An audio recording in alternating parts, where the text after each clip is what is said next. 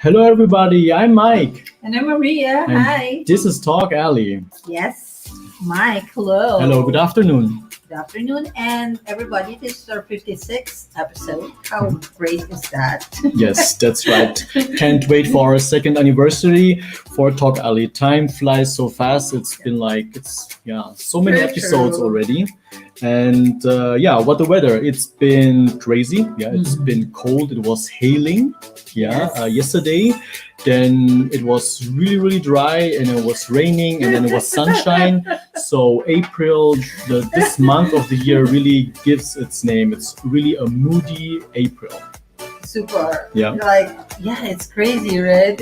And a bit scary because there's sun, and then almost out of the blue it will hail, and then sun again, and then really rainy weather. And it's just crazy. So yeah, that's April. So I also can't wait for our second anniversary. Yes. And the time flies really fast, right? Mhm. Right. Mother Nature is quite busy these days. By the way, Mike, what do you think of the new COVID-19 restrictions? Yes. We went to the city yesterday, and not everybody's wearing masks, right? Yes, So we what do you went to the think of it? city a couple of times since 4th of April. Most of the restrictions here in Germany are lifted for long haul or very long distance travel with the Deutsche Bahn, for example. You are still requested to wear the mask while you are traveling. Mhm. But for Nahverkehr, for the short distance travel in buses and trams, you are not required to wear them anymore. It's a recommendation only. You can wear it, but you don't have to. The same is for the groceries and all the shopping stores where you can go to. So yeah, it's a bit different. 50 to 75% of the people who go shopping, who are taking the public transportation, are still taking the masks or wearing the mask. So it's a bit of needs a bit time until it changes also. I'm bit hesitant, because Yes. a lot of people are still infected. But how I see it is that, as I've mentioned yesterday, all pandemics, all diseases, it happens, and when it happened, like the first time, you don't know what to do, and then that's why science is there. Scientists create the vaccine, and then it gets resolved. It gets eliminated. It slows down the effect on people, so we get better.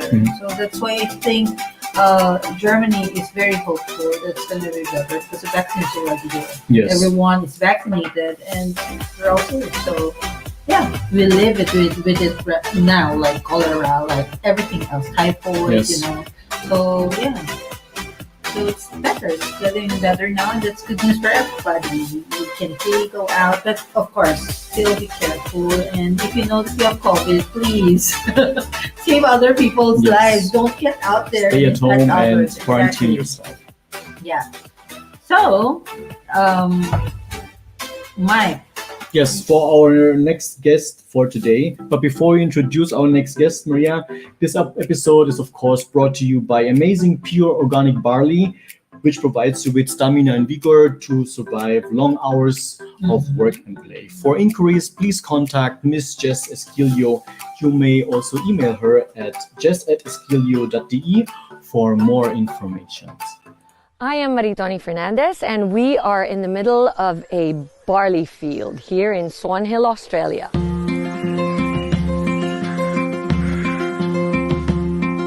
Well, we think we have the best barley in the world because of our clean irrigation water. Water comes from the Murray River, which is a freshwater river. All our drinking water comes from the Murray River too. So it's full of nutrients, and also the climate is perfect for growing winter cereals. Clean, green, certified organic. Yeah, we're certified with NASA, which is one of the Australian certifications for organic. IAM Worldwide gets its barley grass powders from Herbal, which sources them from us at Nutrigreen, so you're guaranteed the best barley grass powders in the world. I am truly proud to say that we are now the sole distributor in the Philippines for Nutrigreen Barley.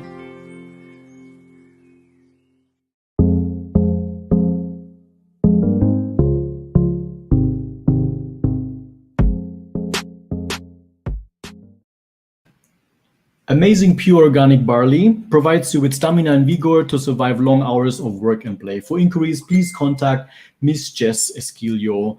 Also email her at jess@esquilio.de for more information. So before we introduce our first guest, let's watch this video.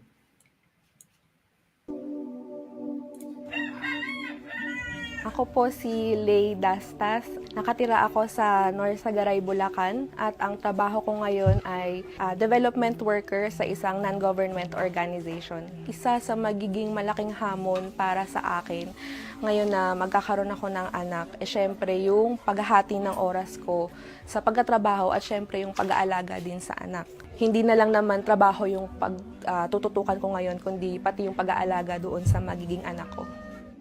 Ako po si Maya Montenegro, nakatira sa Tansa, Cavite. May dalawa akong anak.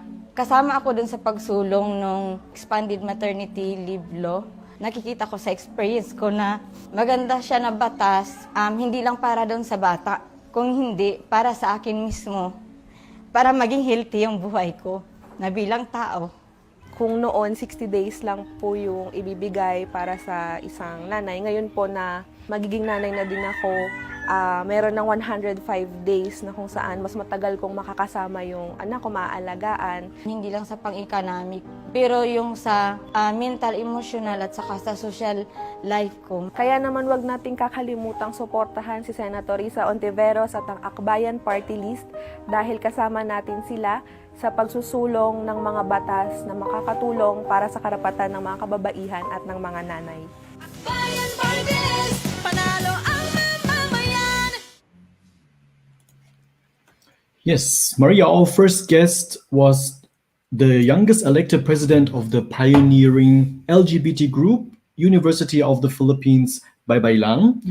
He holds the historical distinction of being the first openly gay chairperson of the UP Diliman University Student Council. He's also the founding president of the Student Council Alliance of the Philippines.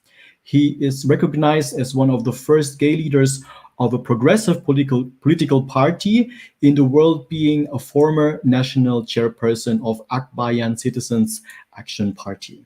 In 2011, he was appointed to the National Youth Commission. He served as the first convener of the interagency group on adolescent sexual and reproductive health and former chair of the NYC Committee on Social Inclusion and Equity. He was the former president of Baybaylanes Inc., an NGO working on building capacities of young LGBTs. He is also the immediate past president of the 10 Accomplished Youth Organizations, TAYO, Awards Foundation. He is currently the first nominee of Akbayan Party List. Ladies and gentlemen, former NYC Commissioner Percy Sendanya, welcome to TalkAlley. Hello. Hello. Hi. Percy. Hello, Maria and Mike. Nice to see you. Nice to see nice you. to see you too. Welcome to TalkAlley. Okay, next. Yes, thank you for having me. Yes. Yes, thank you for being with us. So, our next guest is a doctoral researcher from the Political Science Institute and for the International Doctorate Program on Business and Human Rights at Friedrich Alexander University, Germany. She is a recipient of the DAAD scholarship program with research focus on the EU ASEAN business and human rights. Before coming to Germany, she was a part-time lecturer at De La Salle University, Manila, while working as the campaigns and multi-stakeholder platform coordinator for the Institute for Social Entrepreneurship in Asia, ISEA. In 2019, she earned her master's degree in international relations from the University of Szeged, Hungary, and was a Stipendium Hungaricum scholarship holder. For undergraduate, she finished BA in International Studies from De La Salle University. As an international relations professional, she specializes in international and diplomatic affairs, organizational development, and human rights. Lauren has meaningful years of work experience in regional nonprofit organizations such as the Southeast Asia Pacific Audiovisual Archive Association, CPAVA, in 2014, intercultural relations and research. She is passionate in volunteer work and previously engaged with a project between Philippines and Hungary. Ladies and gentlemen, Miss Lauren Bustos, welcome to Talk Alley. Hello. Hello, Hello, Lauren. everyone. Hi, Maria. Hi, Mike. Thank you very much Hi. for inviting me. Welcome to TalkAlley, Glad Percy to and be Lauren. here. How's the weather right now, Lauren? Well, I'm coming from Nuremberg, and I Oh, share the same experience with you guys. I think I experienced in one day, like it's going to be super sunny in the morning, and then yeah. suddenly it's going to rain, and then snow, and then sunny again, just in a span of like half a day. It's crazy. It's crazy. Okay. We heard in the news South Germany was hit by blizzards and snowstorms. Are you also affected No, in that region? I'm not sure, but actually last week it did snow heavily, but because I was not here last week, but I heard that it did actually snow, but I'm not sure about the blizzard and all. Okay. Okay. How And about the yeah. COVID restrictions? We were just talking about it. What do you Yeah, think of it? yeah, Yeah. it's the same here. I was outside yesterday actually, and they're not wearing mask anymore Mhm. inside the supermarkets and even like shopping areas. So it was quite, I don't know, for me, medyo surprising because I would still prefer to wear a mask at a very basic protection for myself and for other people. Pero yun nga, since I guess they're managing the numbers to go down, and I think it's because hindi na ganun kabigat yung probably in the hospitals. I don't know, but yeah. And of course, that's very basic. We would also ask Percy because we know that right now there it's a bit chaotic because of the upcoming national local elections. Mhm. So, how about COVID? I mean, how is it now in the Philippines in terms of Well, COVID situation? Maria, you captured it quite succinctly when you say chaotic, because that's Yeah. how really I would describe the situation now in the country. We're still in the middle of a pandemic. We still have a long way to go in terms of managing the pandemic. But to spur economic activity, the government has lowered the alert level to alert level 1. So this is the lowest alert level wherein you have 100% dining capacity for restaurants, and then churches can now open. There are lesser restrictions, and big campaign activities are happening. Like last night, I was in a big assembly of people in an area near Divisoria in Tondo. And it's a good thing that people are still wearing masks in Manila and in the Philippines, because under level 1, it still is required, even in open door or open air venues like last night. Okay. Thank you for the info. Thank you for that information. And, we hope, of course, we've seen a lot of people in grand rallies. We're very happy about what they're doing.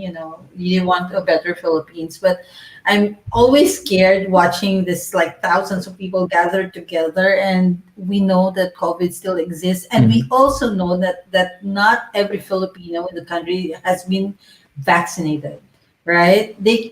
Some of them, they don't even have access to masks, like free masks. They have to buy it themselves, and it costs a lot in the Philippines. So just watching those grand rallies is also, makes me a bit concerned for that. But before we talk about our topic today, we'd like to get to know you more and what you do. All right, Percy, you've been a youth leader and now the first nominee for Akbayan party list. Can you tell us what is Akbayan? Is it like Akbayan, the word itself, like Akbay, having a friend like It's like a Akbay? pal. Is that right? Yes. Okay. Can you tell us more Yes, about it's not just the word, but what is the purpose of Akbayan? the name Akbayan is both a verb and a noun. No? So you're correct. It's to put your arm over someone, another person's shoulder. Akbay is the root word, and it's an expression of solidarity. And the name Akbayan captures solidarity. And I think that's the most physical expression of solidarity. When you put your arms around another person, it means that you're in solidarity with the plight of that person. And that is the spirit of Akbayan. Always in solidarity with the plight of our working class brothers and sisters from trade unions, from peasant groups, LGBT communities, women's groups, and even among young people and indigenous people. So Akbayan is a citizens' action party. It's a party of ordinary people, of citizens who are contesting power, which has been traditionally the realm of those in the elite, both economic and political elite. So Akbayan is a party-list group. It started in 1997. It was one of the original groups that have advocated for the passage of an enabling law to realize the vision of a party-list system in the Philippines. So Akbayan is one of the original party-list groups that contested power in the legislature. This was during a time when progressive-minded people, advocates, and activists like us would be quite reluctant to get into political activities, meaning in government, to contest electoral positions. But Akbayan took advantage of this very unique feature of the 1987 Constitution, that those in the margins can actually be a part of the legislature and use this platform as a reform-oriented platform for those in the margins. So that's Akbayan in a nutshell. Okay. Yeah. That's amazing. Akbayan, a very powerful word and also a symbol. Solidarity is something that we should worldwide Yeah. Yeah, see more too. Yeah, we should tell Russia. Yeah. Anyway, yeah, we had a youth party this last time. What was it? Last time, yeah. With what was the youth party list representative? I forgot the. It doesn't slip my mind at oh my the God, moment. I'm lost right now. Oh, anyway, so we had a few party lists here as well, who joined us. And what are the programs? I mean, like you can mention one or two programs or that you are still doing with Akbayan and for the people, and the laws that you have, and the bills that you have passed that became law. Can you tell us like a few? I will not talk so much. Yeah, I will not talk so much about the expanded maternity leave law that we have passed in the previous Congress because the video was played earlier. Let me share with you our other legislative achievements in the last 2 decades. So some of which would include landmark women's legislation, expanded maternity leave, and the very controversial but very relevant reproductive health law. It's a very controversial law because the Philippine Catholic Church has been staunchly against it. And those in the political establishment wouldn't touch this important and critical legislation with a 10-foot pole. But Akbayan, a progressive group, took on this challenge, even if it would suffer much attacks from various forces that are opposing the reproductive health law. So, but eventually we were able to pass it in 2012, but eventually it became a law in 2014. After it was contested in the Supreme Court. So that's a particularly important landmark legislation that Akbayan has championed. And I think the reproductive health law reflects the courage and bravery of Akbayan in making full use of this platform to advance much needed but very controversial but important laws. That's just one. Another one would be the extension and reform of comprehensive agrarian reform, the land redistribution program, so that those tilling the land, the farmers, those working in big land holdings will be able to own their land. And a very important social justice legislation that we have passed in the last 2 decades would include the right to labor self-organization. That is to provide our workers in both the private and public sectors the full rights to organize themselves into unions. And I'm sure for those of you in Germany, this is something that we take for granted because it's something that is, inherent in our practice there. But in the Philippines, this is still being contested and asserted by the working class. And that is something that Akbayan has championed in the past. Thank you very much, Percy. And of course, Lauren, you did volunteer work as well and previously engaged with the Philippines and Hungary programs. Can you elaborate more on this?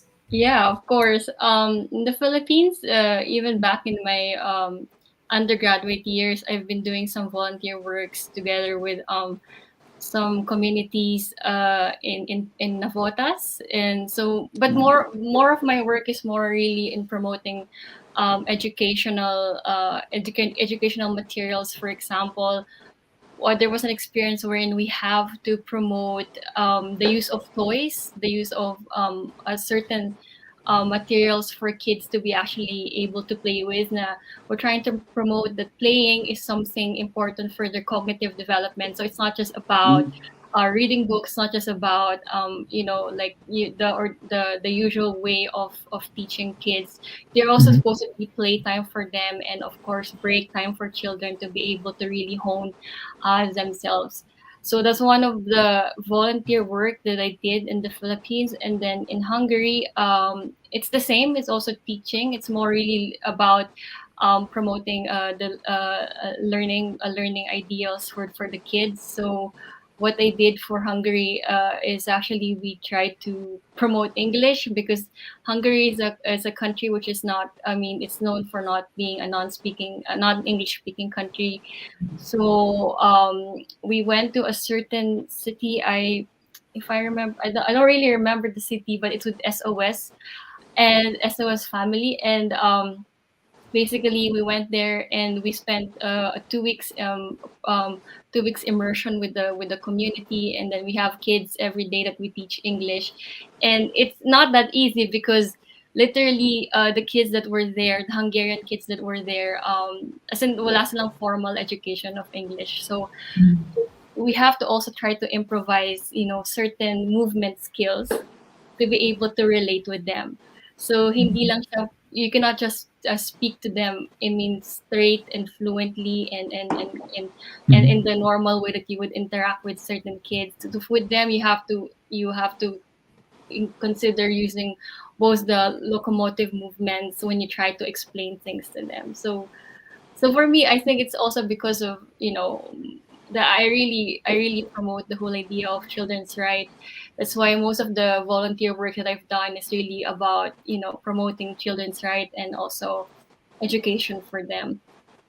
And as if I may say, Mike, in the Philippines, playing, like what Lauren is trying to promote in the community, is a privilege, because it's not for all the kids there. So a lot of kids are already working at a very young age, so they don't have those opportunities. It's like here in Germany, it's normal. Kids play at a very young age. There are benefits for kids, and these things are what is necessary, and the things that is needed to be changed in the Philippines. So Yeah. yeah, How long have you been usually living here here in Germany? Warren. I Um, actually is it arrived just last year. Oh, last year? Okay. December. So I'm in my first year of PhD actually. yay. Okay. Nice. Yeah. Nice. Yeah. Yes, 1 year in Germany. How do you find Germany? Yes. How is it? So far so good. I mean, the what I like about being here is that there seems to be a work-life balance. Yep. So I'm not always being, I'm not always, there's some flexibility also with my work in terms of time to, because right now medyo work from home yung setup ko because of the pandemic. So I have time to actually prepare my food, take a break. And then actually there are even times when I feel like doing my literature review works better at night. So there are times that I actually take my afternoon off and then I work at night. So it's good. Yeah. Like us, we're like work from home for life already. So our topic for today is, can the Philippines become a first world country? Percy is aiming to be of service to the Filipino people, and Lauren has a comparison of being in a first world country, right? You're here, and so you have a comparison of what it can become, or country it can become. Before we ask you about what you think with this topic, of course, let's Yes. have a short Yes. break. We have a short break. We're before you promoting the answer. buskers from Iloilo City, Yes. so Yes, Okay. have a short break and listen to our beautiful voice of Erica Bell Contreras from Iloilo City. So, Erica Bell.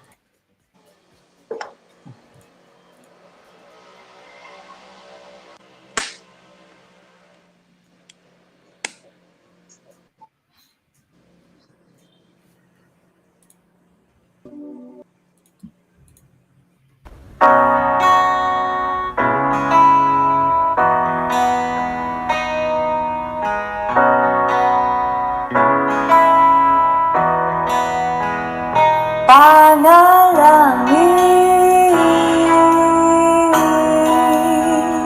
panalangin,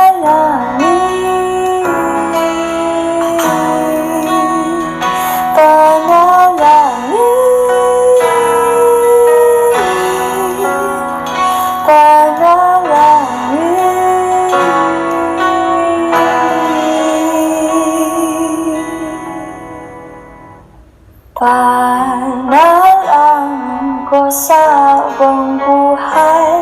Makapiling ka, makasama ka, yun ang panalangin ko. At hindi papayag ang pusong ito, mawala ka sa aking piling, mahal ko iyong dinggin. At wala nang iba pag mas maalaga sa tamis ng dulot ang pag-ibig nating dalawa. At sana naman makikinig ka kapag aking sasabihin, minamahal kita.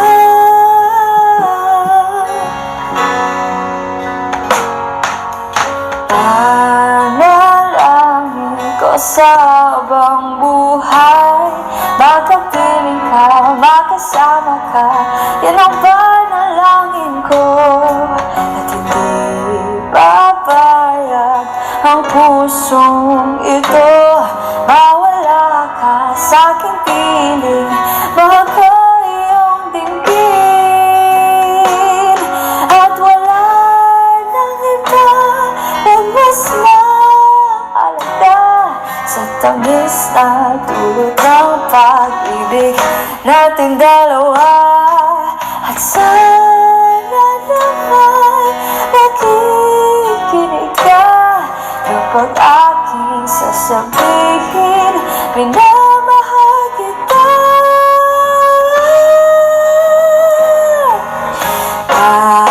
Panalangin ko sa habang buhay, makapiling ka, makasama ka, yan ang panalangin ko. At hindi papayag ang pusong ito, mawala ka sa aking piling, mahal ko iyong dinggin.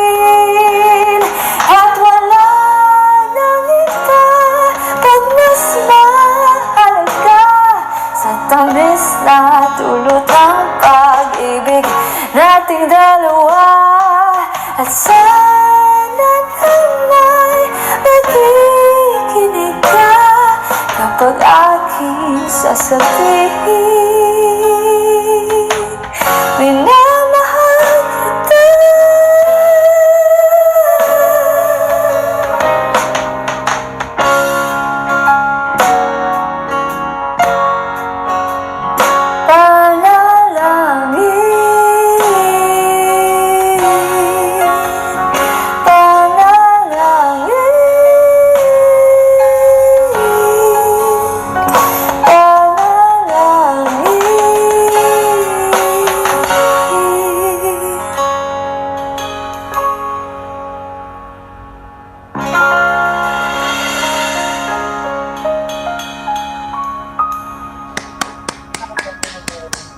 Yay!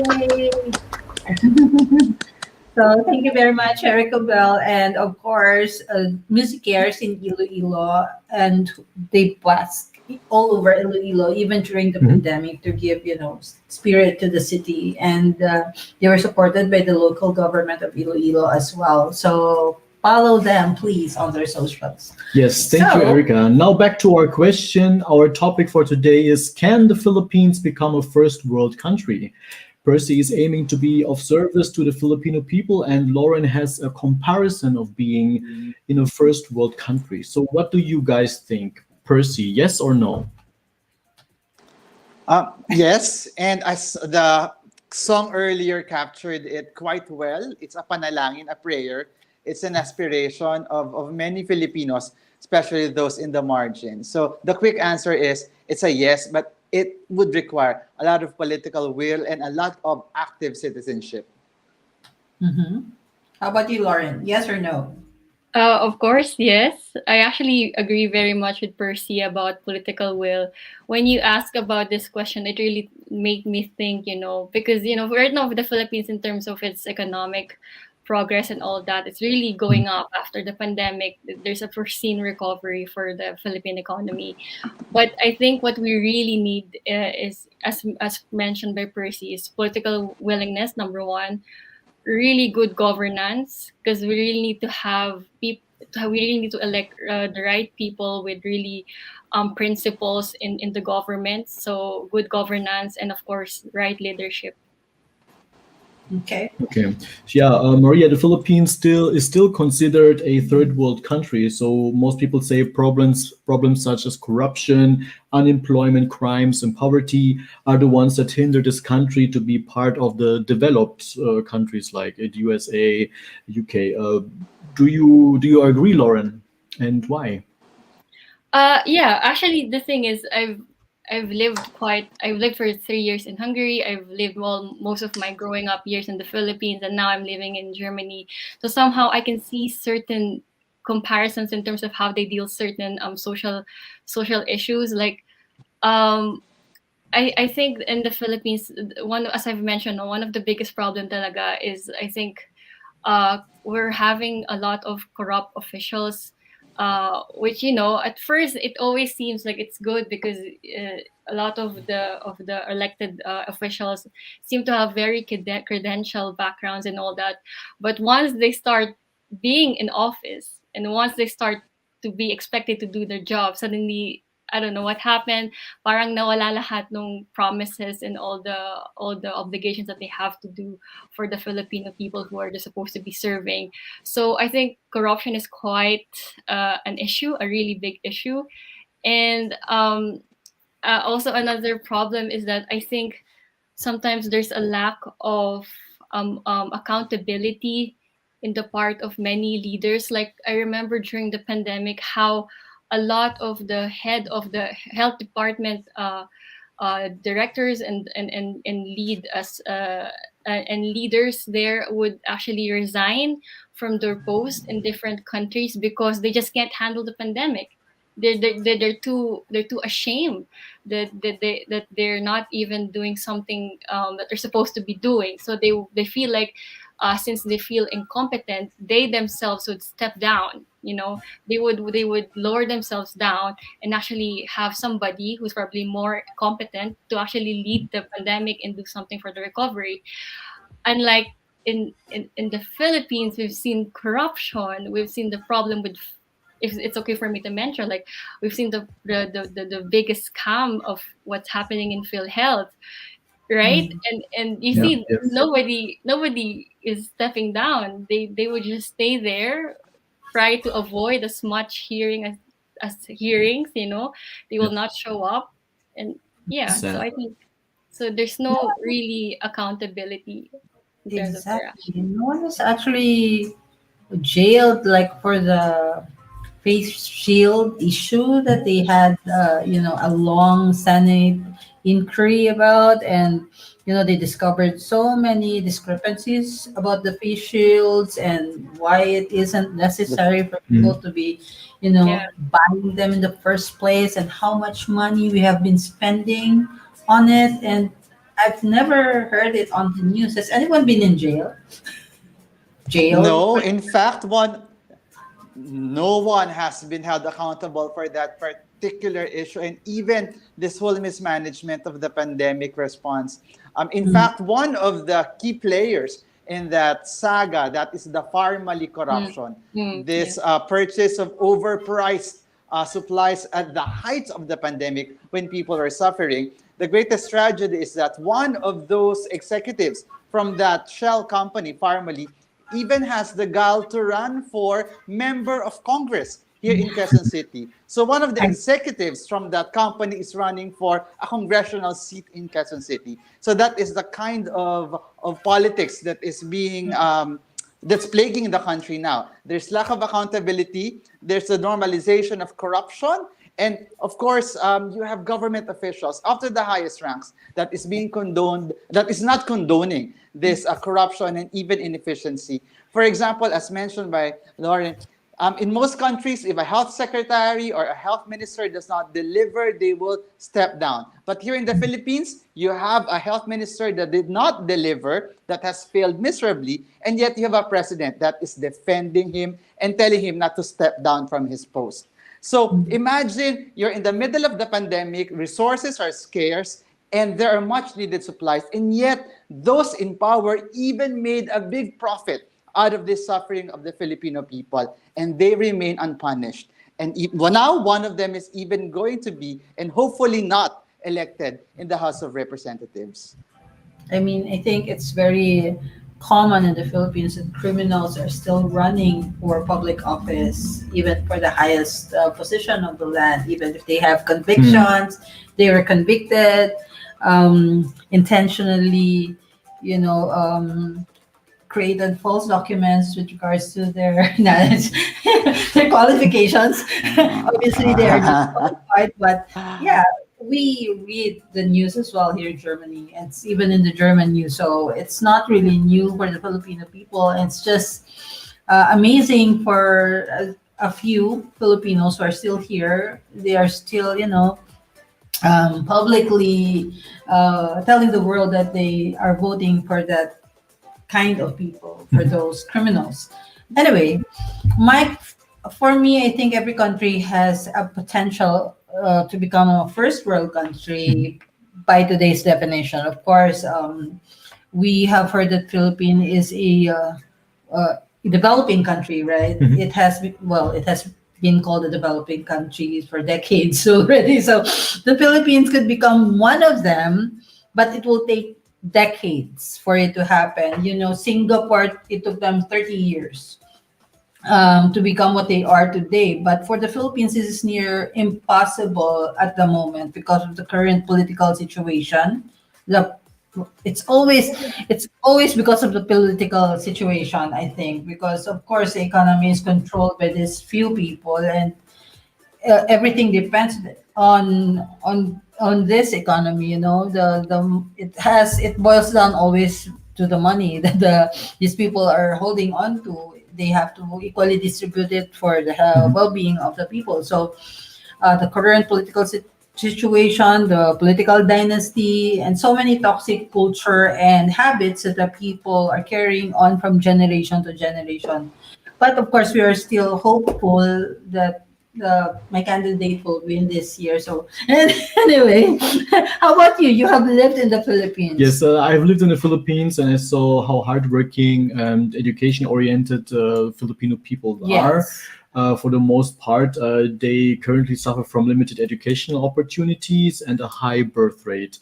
But these things can be addressed. Look how Mayor Vico Soto, yes, has made things possible in his territory. Or, of course, how can we not mention our hometown, Iloilo City? Yeah, we're from Iloilo. Yes, with our mayor, Jerry Treñas. Wonderful.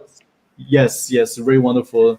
Who has served the people even during the darkest of times. Yes. I'm very proud of our city and province, the city of love. Lauren, what do you think are the aspects that hinder the Philippines from becoming a first world country? Top three. Yeah. Top three. I think I've mentioned earlier already. Corruption. Because I really think the Philippines has so much potential, not just not just the natural resources, even the Filipino workers, the Filipino professionals. We have so many great lawyers, for example. We have so many great doctors, but what's happening? So I think there's a really problem in terms of corruption and where these resources, going. The second one I would think of is probably we don't have much how do they say this support for like innovation, science, and technology. So Mhm. I think moving forward, there's a lot of investment that needs to also be pulled towards innovation, science, and technology because um, for example, right now there's a huge issue about climate change. And how would you be able to address climate change if you don't have the advancement of knowing the science behind it and knowing the proper solutions behind it? So you really need to invest on science, technology, and innovation. So I hope the Philippines would catch up on this. And then the third one, as I've mentioned, which is related to corruption, is of course, lack of transparency and lack of accountability. I think it really plays a big role in terms of addressing corruption. So yung tatlong yun. Yes. Same question to Percy. What's your top three? Well, I would agree with what was mentioned by Loren, but let me take off from what is mentioned by Irish Granada in our chat that we Hi, could have hello, been, had it Irish. not been for the mask, we could have been, we could have had it if not been for the Marcoses. So that's very true because before the reign of the dictator, the Philippines had one of the more strong economies, had one of the most robust economies in Asia, and then the dictatorship and martial law happened. So the first would be the political dimension of development that has hampered the development of the Philippines and that has created greater inequalities and inequities in the Philippine society. For example, in the midst of the pandemics, inequalities have had further heightened. We have seen how inequalities were further elevated by the pandemic, and we have yet to recover from that. So, political intervention, political will is very important in order to provide for this much needed interventions to narrow the gap between the rich and the poor. That would require strong political will, that would require asset redistribution. And this is the difficulty of Akbayan in the last 2 decades, advocating for asset redistribution legislation in a House of Representatives that is dominated by the ruling elite.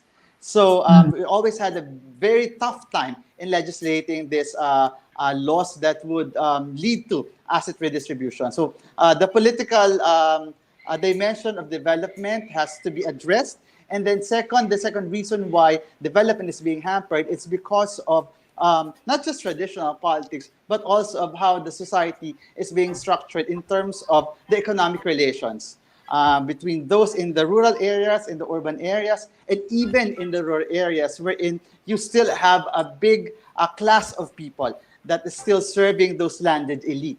So if we want economic development to happen or to spur economic development, there has to be equal emphasis to both rural and urban, because the Philippines has not yet been in that situation wherein you have a predominantly urbanized territories. There are still a significant number of localities in the Philippines are still classified as rural, and yet there are very limited interventions in terms of rural development. So we can't expect to raise the people out of poverty if rural development is not addressed. And last but not the least, you have this human rights situation. We all know that the measure or indicators of development should not only be economic indicators, but equally important are social and sustainable development indicators. And we are lagging far behind the social and sustainable development indicators. And the true measure of development will be when development trickles down on the lives of those, especially in the margins. And that is one of the, and I think that third particular point is one of the major reasons why we have not yet fully taken off in terms of developing the economy and the social development that has long overdue. Yeah, I Thank you, totally Percy. agree. Living here in Germany, I'm really a bit jealous because we have so much potential. We have all the resources, but of course, Lauren mentioned earlier, not just natural resources. Of course, our human resources as well is well, in demand all over the world, and even our human resources are also corrupted, and natural resources is also corrupted in the Philippines. So everything is corrupted, not just the people, but our natural resources as well. The mining industry is there, and they've been, like, for example, in Davao, they've been well over 30 years. The mining activity has been going on during the this term as a mayor there. So yeah, I researched, so I know. And Yeah, it's so sad. Yes, Percy? Yes, Percy. yes, if I may, chime in a bit on the issue of mining, because Yeah. we are involved in this alliance called Alianza Tigil Mina, and we have discovered that at the height of the pandemic, the mining industry has further expanded in its operations. In fact, at the height of the pandemic, big mining permits and concessions were granted by government. So imagine that they even used the pandemic as a cover to grant these mining concessions to these big mining companies. So sabi nga namin, hindi nagpahinga yung pagmimina sa panahon ng pandemya, mas lalo pang lumala. No, in fact, in some areas, well, islands. Some of them are islands that being mined. Actually, it's really sad.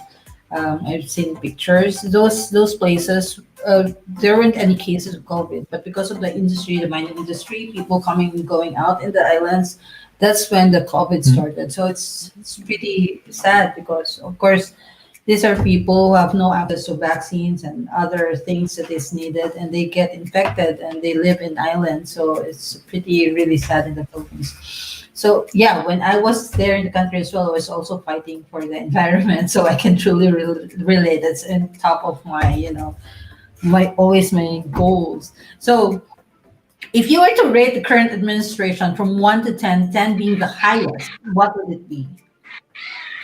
First one, health. Lauren. The current administration, in terms of health, Health and yes. very very complicated one. Because of course we have. I mean, we have to also mention here that a lot of countries face a lot of difficulties when the pandemic happened, because it's completely something that no country expected to happen, right? So they really were caught off guard. But yeah, but it goes to say that in terms of handling, I mean, in terms of, well, the health situation in the Philippines, I would say 1 being the lowest and 10 being the highest, right? Yes. Yes. It's hard. I don't know. I would put it at 5 maybe. I don't have the exact basis of this, but I would just say 5. How about you, Percy? It will be, instead of a number, I'd like to assign a symbol to my rating of the government when it comes to the health response. And it will be the useless face shield that has been required for public use in the Philippines. I actually agree with Percy. The first thing that came in my head was the whole face shield issue. And as I would just want to add with what Percy said, there was this a very important, I think, opinion ed that I've read, or I think it was a post that, every time when the face shield mandatory was already lifted, hindi na siya mandatory. But there was this post that said that every time you hold into that face shield, it's a symbol of everything that was wrong with how they handled the pandemic, including corruption. So yeah, I think I agree with Percy on this one. I totally agree. And Mike, there's a worse thing than face shield. If I mention the shield for motorcycle, there was one that they wanted to implement. Yes.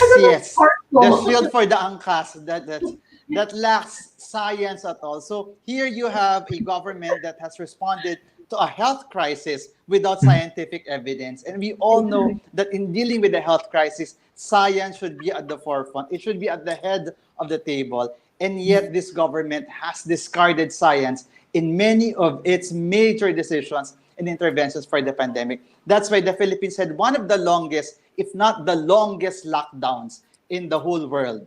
We've been in lockdown for a very long time. And for the second one, we were going there. Education. Until now, we're still doing online education in the Philippines. How do you rate it? Lauren, 1 to 10. I think there's a lack of quality education. It's not just about providing education, there's supposed to be some substantial elements, quality when we give education to the Filipino children. Also, um, I've seen a lot of statistics about illiteracy. Actually, mataas ang illiteracy in many Filipinos, especially in the far-flung areas. It doesn't often reach them. So I really, really want to push for this. That education should be something that would be prioritized by the new administration, and with the current one in terms of how they handle it. Because just to share, I've actually somehow work with DepEd for as a contractual senior technical assistant on human rights education, but it was very short. It was a very short stint, and even in the DepEd itself, there's a lot of bureaucratic problems that they're experienced. That instead of handling the most important issue, and daming administrative stuff and you have to go through, and at the end of the day they don't really address the most important and the most urgent problem about education. So I think with what I've seen during the pandemic and how they handled modules, for example, and all these matters, um it's hard to put it in a number. I think it's same with Percy na lang, no? If we can have a symbol, I would say the modules as a symbol. Because Okay. even though they pushed for it, even though they want to really address what's happening, the transition of going online, going instead of face to face, marami pa ring errors. Ang dami pa ring pagkakamali spelling wise, in terms of how they would address gender roles, for example, na parang like it's the girls who would need to do the household chores and the boys would be the one doing more of the quote unquote manly work. So even in your modules, this exists. So I think, yeah, it's not so easy to put it in the scale of 1 to 10, if that's okay. Yes. Okay. How about you, Percy? 1 to 10. Again, I would like to use a more symbolic approach to the rating, and I would like to use as reference this particular study, a global study on the math and science performance of students in the basic education years. And the Philippines ranked one of the lowest in the world when it comes to math and science. And I think that reflects the state of education in the Philippines now. You have a problem in terms of instruction, curriculum, bureaucracy, and with the pandemic, these problems have been exacerbated. If Lauren assigned the module as a symbol for her rating, I would assign poor internet connection as the symbol for this particular area, because I have encountered so many students who are struggling with internet connection, as fundamental, as basic as that, to be able to attend their online classes. So even if you have this online platform available to students in the private and public sectors, again, it creates inequalities, because the requirement for that being internet connection, a stable one at that, is something that is not accessible. So imagine the inequality between rich and poor students in a setup wherein you are required to have good internet connection. So the future is still grim for the Philippine education system as of now. We have yet to go back to the face-to-face system.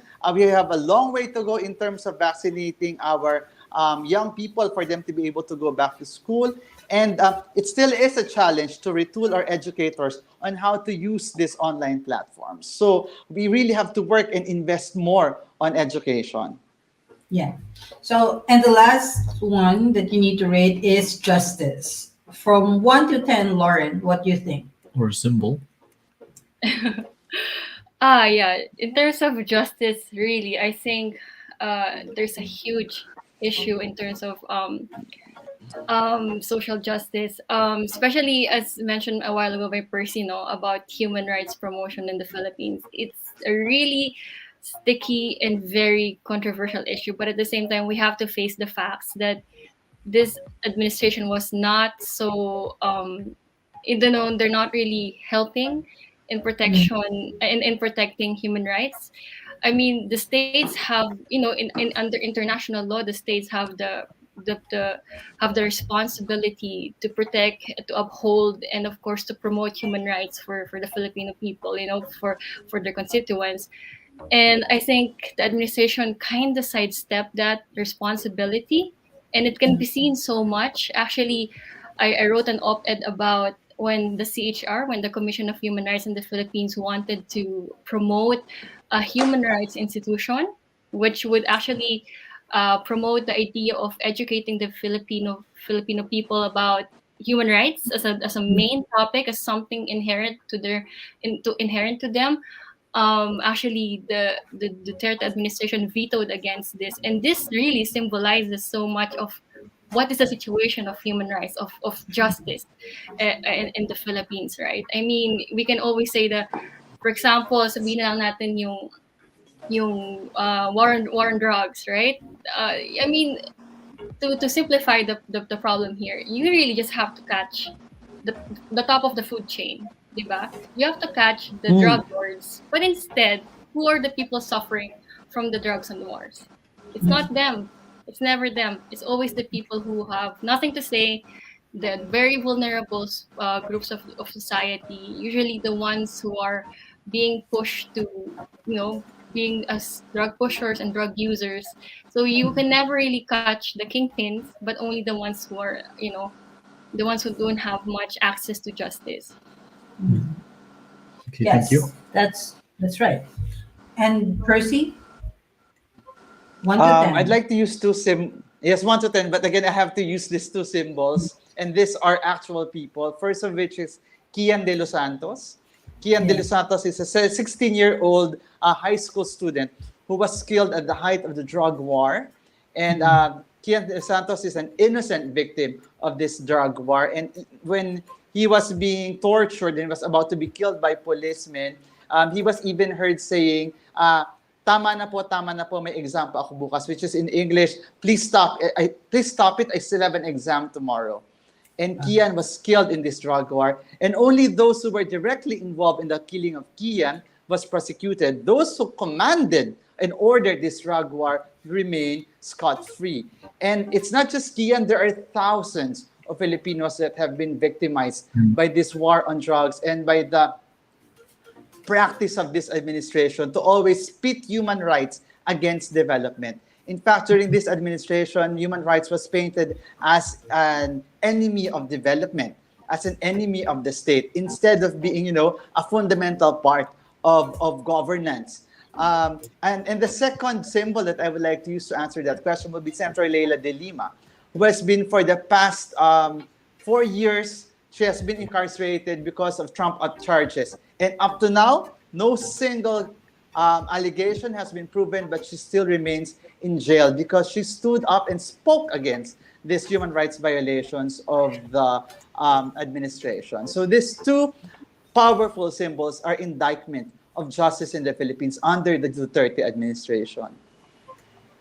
Yes. So I agree with everything. We have a lot of guests coming from the Philippines who joined us here in TalkAlley. You has also affirmed those situations to us. And it's not only the news that we received here in Germany, but of course, I've also met some parents of these kids who lost their lives during the drug war here in Europe. So I've heard real stories from those people who are really affected by what happened to them during when the drug war was really in the height of the killings and all that. So what do you hope for the Philippines, and what advice would you want to give to the youth of today, Lauren? Hope for a lot of things actually, but maybe I would just share one. I think education, really, I really hope that there will be more investment in the education of the Filipino children.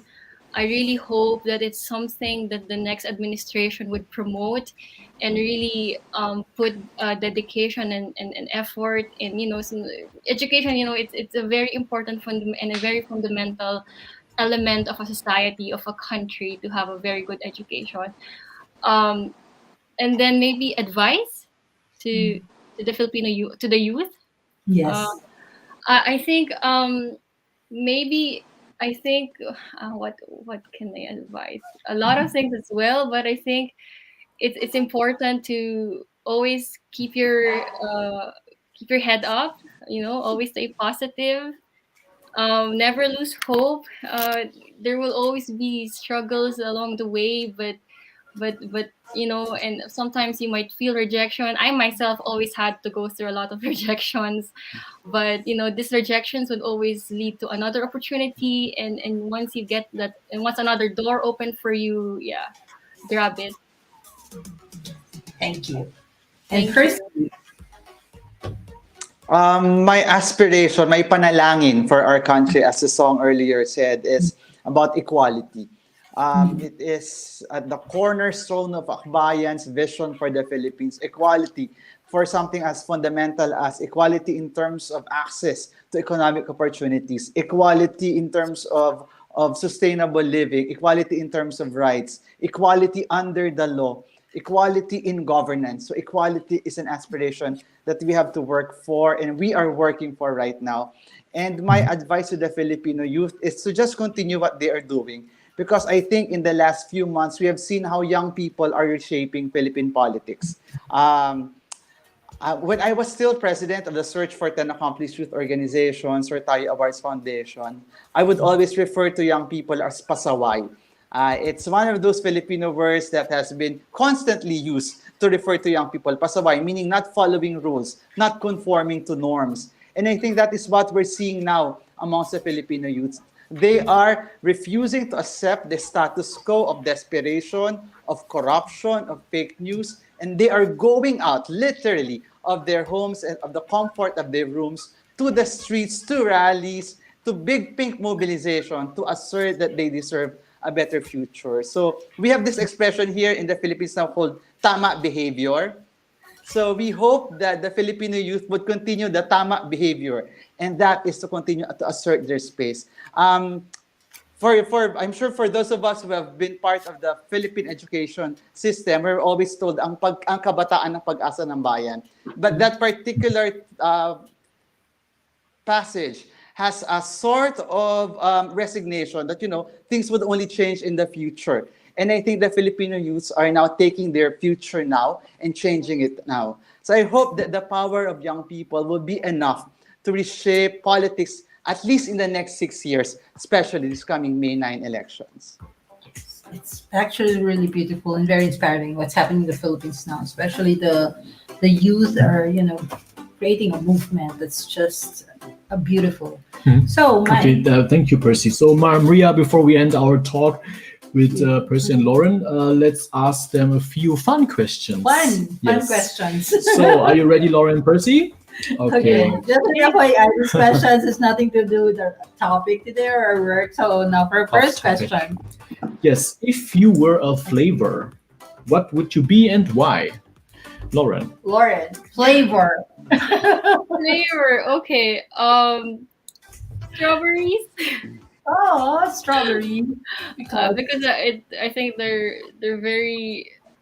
I mean, there's so many things that you can do with the strawberries. I mean, it's flexible as a dessert. You can make it as a smoothie. You can add it as an ice cream. So, strawberry. How about you, Percy? Same question. It will be ube. Or for those who are not familiar with ube, it's purple yam. It's quite difficult to prepare. It takes a lot of effort to prepare a good ube jam from purple yam, but it's something that is mind-blowing. And at the height of the pandemic, the go-to snack in the Philippines is the ube pandesal. Ooh, I haven't tried that. Ube pandesal. I'm curious. So next, if you have a superpower, what would it be, Percy? Well, I would like to have a superpower that would zap fake news. So something that could zap fake news just by looking at it or just by touching it, you can zap fake news away. And a significant part of the fake news that I would like to zap would be the fake news surrounding martial law and the Marcos dictatorship. Agreed. Lauren? Mine would probably be teleportation. Because it's very important to get to one place to another in a span of time. So I think it's gonna be fun to have that kind of superpower. It'll be very Especially convenient. with the EDSA traffic. Yeah, With the traffic in EDSA. very applicable in Manila. Yeah. Yeah. Yes. So, if you were given a chance to speak to anyone, living or dead, who would it be, Lauren? Someone living or can't think of someone right now. But maybe it's very I mean he's in in the academic field. His name is Professor John Rugi. He's the guy who actually he was the one who created the UN guiding principles on business and human rights. So for me, because I'm doing my research on business and human rights, maybe it would have been nice to kind of have a first-hand discussion with him personally to discuss why he created this particular or he led creating this particular document.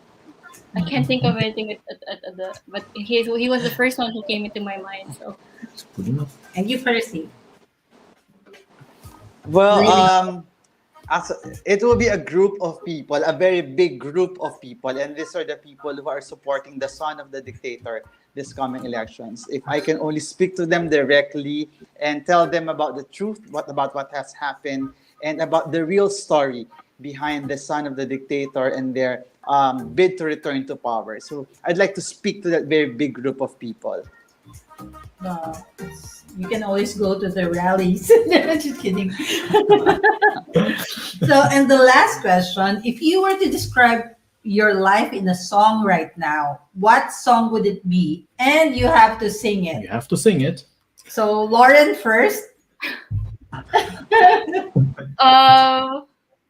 Song. It's quite hard. Yes.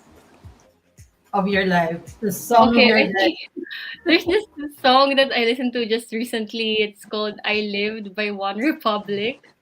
And we have Are to you hear guys it. familiar with the band? Every guest we had here, they have to sing, regardless. Well, I don't Fight sing singer, well. or Recite na lang the lyrics. you have to sing it, Lauren. Sige, yung chorus part, it goes like this. I own every second that this life could give, in so many places and things I could live, and in every broken bones, I swear I live. Something like that. Nice. Thank you. Percy, the song of your life. Well, I was dreading this particular moment that I would have to sing for votes. Okay, there's this beautiful song by a dear friend named Bayang Barrios, and the song is entitled Hari Nawa. And it goes something like this. Kay gararin ang aking buhay, sa hirap man ako nasanay, mananatili ring makulay ang buhay ko. Marami na akong naranasan, ako'y umibig at iniwan, ngunit di ako nagkulang sa panalangin ko. Sa sinag ng araw ang buhay, maaninag ang pag-asa sa daloy ng dagat, mamunga ang pag-ibig at payapa, ihatid sana ng hangin ang aking panalangin. Hari nawa. Wow. Nice. Wow, it's Thank you. beautiful. But before we end, I really want to know, what's Hari Nawa? Hari nawa is like how you wish for something to happen. Oh. Hari nawa. For something to happen, for something to be realized. Oh, that's nice. Thank you for that. I didn't know, really. So now I know. Thank you. I wish. Yeah, I love it. So thank you, Percy and Lauren, of course, for being with us today on TalkAlley. It Thank was you. really great listening to both of you. to understand what your perspectives and all of these issues. And we wish you all the best in your future endeavors. Please, Lauren, take this opportunity to greet your family and friends. Yeah, of course. Yeah. So most of my friends and my family are back in the Philippines right now. So I want to say hi to my siblings, my sister, my brother, my sister's my brother, and my dad. Actually, my dad is a pilot, so I hope he's having a safe flight right now. And all, of course, my relatives, my aunts, and my uncles, and my friends. Yeah, I hope that you guys are doing great. Hello to Lauren's family and friends out there, and to her father. I hope you have safe travels every time. So, and of course, before Percy says his, we're going to ask you one more question. But before that, can you please show this video? Yes. Ako po si Lay Dasta. I think that's the other one. Yes. Yeah, you made a mistake. Sorry, Percy. No worries. Okay. So coming up. Coming up is this video. We wanted to promote the second nominee of Percy. Akbayan ang inyong kalusugan. Ako po si RJ Nagit, ang second nominee na Akbayan Party List at head ng Akbayan Health Unit. Kinikilala ng Akbayan Party List ang importansya ng accessible health services. Kaya tayo po ay nagbigay ng libreng check-up sa mga kababayan natin. Nagbigay rin tayo ng libreng antigen test sa mga symptomatic ng COVID-19. At tayo rin po ay nag-distribute ng libreng gamot sa 34 provinces sa Pilipinas. Sumama po tayo sa iba't ibang medical missions, online at offline. At tayo rin ay sumama dun sa mobile clinic ni Senator Risa Hontiveros. Tayo rin ay pumunta personally sa Dinagat Islands para magbigay ng medical services sa mga kasama nating naapektuhan ng bagyo. Sisiguraduhin natin na maimplemento natin ang Universal Healthcare Law. Kasama dito ang libreng check-up sa mas maraming mga Pilipino, libreng gamot sa ating mga health centers, at syempre, kasama na rin dito ang ating mga mental health services mula konsultahan hanggang sa gamutan. Tulungan nyo kami sa Akbayan para mas marami pa kaming matulungan.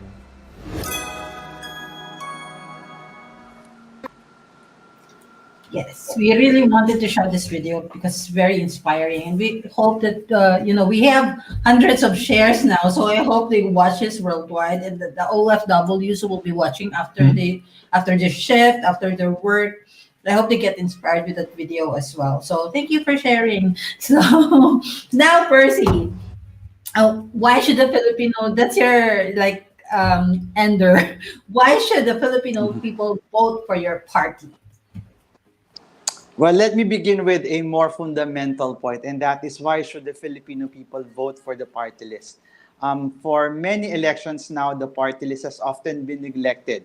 If you look at the Philippine ballot, it's one long sheet of paper, so many positions in front, and then when they vote for the president, up to the councilor at the city level, but for the OFs, it will be for the president, and then the senators, and then the party list. I hope that they will not neglect voting for the party list. The party list is an important feature of Philippine democracy.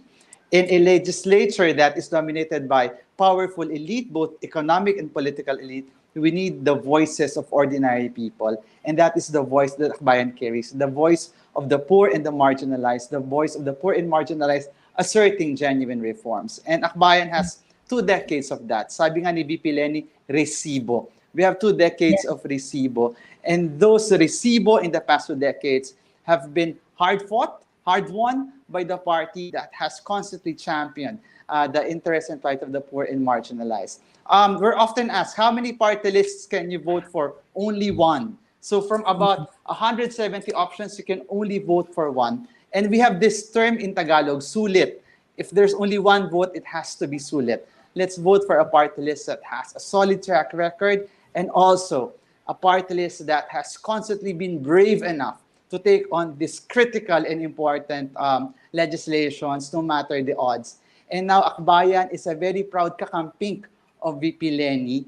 And we are at the forefront of the struggle to expose the many ills that is surrounding not just the Philippine elections, but also the many ills that has been plaguing the country. So if you want a government that is responsive to the needs of the people, you need a kakamping in Congress in the person of Akbayan Party List. So the number is 146. So it's 1, I, 4, love, and then 6. I love 6. So hopefully we all love 6 years of President Leni Robredo.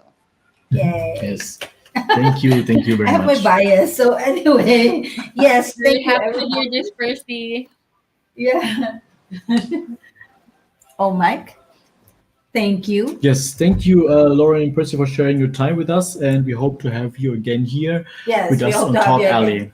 Yes, and definitely Percy's going to win, so we'll have him again in the future. Yes, all the best. Yes, thank you, Lauren, and Thank stay you. safe, both of you, and enjoy your weekend. Yes. Thank Bye, you, Lauren. Bye, everyone. Percy. Thank you. Thank you. Thank you so Thank much. you. Ingat. Ingat, yeah. So, Yeah, yeah. so that was really wow. I learned so much from Percy and Lauren. Thank you so much for being with us, and it was really fascinating to learn these things from them. I mean, what is going on right now in the Philippines, and we hope that the Philippines would be, would have a better future for the next 6 years, because Yes. this is really, I'm voting soon. So these coming days are really very important for the country, and we hope that people will really vote wisely. Okay, so Mike, this is Mike, and Yes. I'm Maria. Yes, I'm Maria. We hope you have a wonderful Sunday. Yes. We got a bit cloudy, but still it's maybe time for a bit gardening outside. So please enjoy, and we'll see you Again all next Sunday. Yes. Easter Sunday, everyone. So have a nice week and Yes. weekdays. Okay, bye. Bye.